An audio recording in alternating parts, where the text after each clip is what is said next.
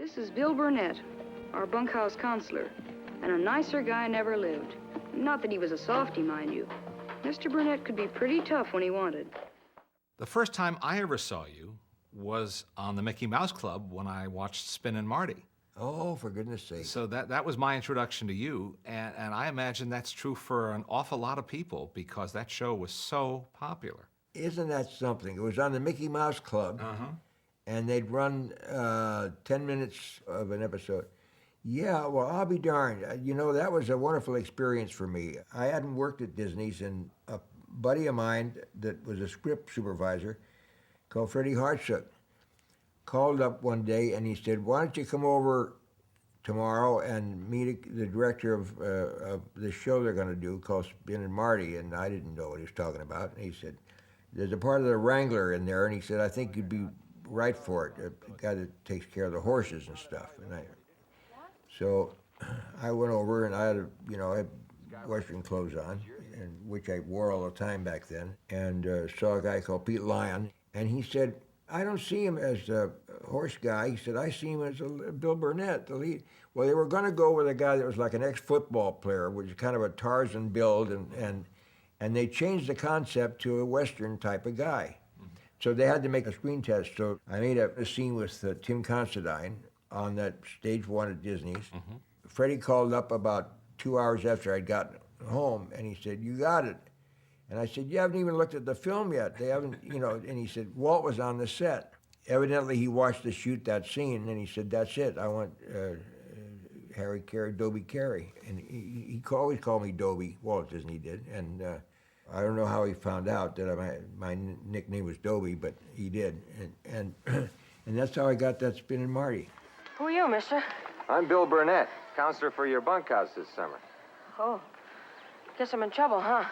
And that was a good part. Yeah, and you had a good run, A too. nice long run. It worked all summer, Oh, my goodness. We shot like 16, sometimes pages a day. And on a feature picture, 2 or 3 pages or 4 pages or something. So you can imagine what it's like shooting 16 pages. But we had directors like Bill Bodine, who was a wonderful guy, and Charlie Barton and guys like that, and they just bang, bang, bang, and a lot of setup, one setup after another, Those guys have been in the business since the silent movie days. Oh, my, yeah. What were your impressions of the boys? They were wonderful kids. There weren't any spoiled brats in that bunch, not one.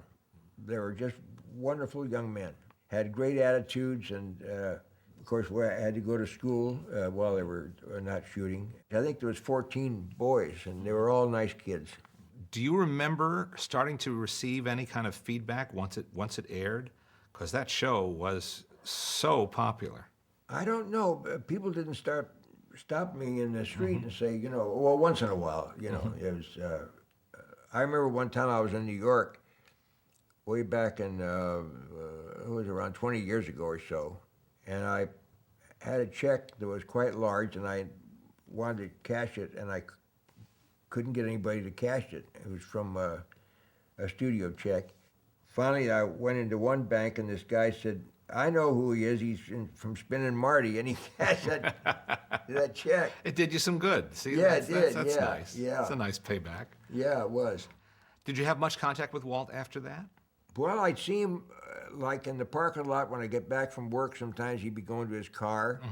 Or if we were shooting on the lot, which is very rare, most of the time we were up in Newhall on location, he'd wander onto the set, and sometimes he'd come out to the ranch. And you even sat next to him in the makeup chair sometimes? Yes, oh yeah, he'd come in for makeup to do with introductions and stuff, and we'd say, how's it going, Dobie? And I'd say, fine, thanks, Walt, and then, he'd be sitting getting made up like I was, yeah.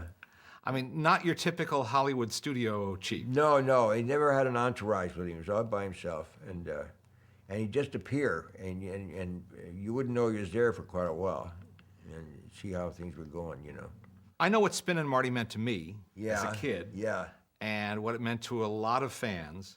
What did it mean to you in your career? Well, it was a job of work, and that was the main thing, because I had 4 kids, and they kept eating a lot, and it put a lot of groceries on the table. That was the main thing. It was steady work, and you worked all summer. And you know, the pay wasn't as big as some other studios, but it still was plenty adequate. You know. Did your own kids watch the show? Yeah, the two little ones did. Yeah, Tom and Bug. Yeah, they watched it because they enjoyed that Disney show. You know, they loved the dancing and all that stuff. So. And I don't know how to explain it, but there's something about that simple song way out here on the triple R. Way out there in the triple R. Yippee, yippee, yeah. In the sun we're riding, singing yippee-yay, yippee-yo, and back the echoes come a-ringing, yippee-yay, yippee-yo. Just stays with you. Yeah, yeah. I still got that same guitar. Really? Yeah, that I played in that show. Well, it still resonates after a long, long time. Yeah, it was, you know, and that was another thing. They'd have these, it was 100 and some degrees out there in Newhall. And we'd shoot day for night. And so they'd black all this out with this black crepe, and then they'd put this campfire going. It was roasting out there. Wait a minute. Are you telling me that the campfire scene at night was shot in the middle of the day? Middle of the day, yeah, right in the daytime, yeah. No night for night stuff. Well, there's the illusion of movie making right there. It was that black crepe all around, and they just blacked everything out and lit that fire, and it looked like night. Well, it worked. No, sure it did. Fooled me. But we were all sweating like crazy. Oh, gosh. That's an incredible memory. Yeah, yeah. This was at a time when Westerns were becoming so popular on television. Yeah, there were a lot of them on. But so to a kid of the 50s, the idea of going to a dude ranch or spending a summer at a ranch must have been a kind of a fantasy, I think, for a lot of kids. That's what I'm glad you brought that up. Walt Disney told me, he said, I've gotten more mail. This sounds awesome, but like a lot of baloney, but he said, I've gotten more mail from Finn and Marty than we got for Fess Parker and Davy Crockett. Wow. Because kids could identify. Kids wanted to know if they could come to that, parents were writing in to see if they could come to that ranch. Oh, my gosh. Send their kids to that ranch. Yeah. Dobie, thanks so much for sharing these memories with us. It's a pleasure, Leonard. Always a pleasure. Great to see you. Thank you so much.